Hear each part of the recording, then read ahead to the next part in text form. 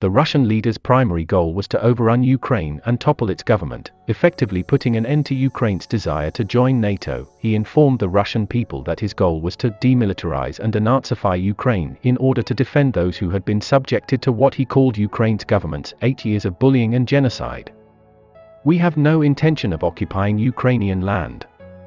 We have no intention of forcibly imposing anything on anyone," he was adamant.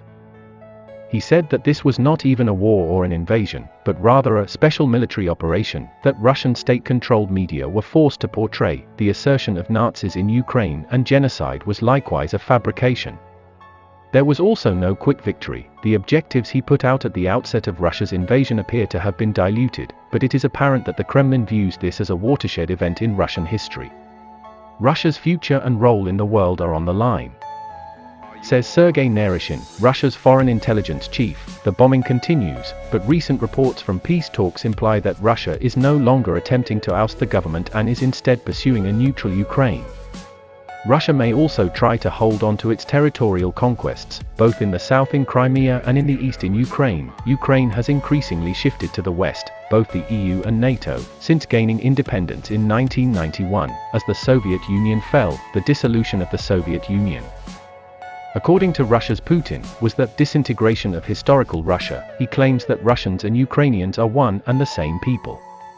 He claimed, ignoring Ukraine's long history, that Ukraine never had a tradition of actual statehood. He pressed Ukraine's pro-Russian president, Viktor Yanukovych, not to sign an agreement with the European Union in 2013, sparking protests that eventually led to Yanukovych's ouster in February 2014. There was a ceasefire in 2015, as well as a peace agreement in Minsk that was never implemented.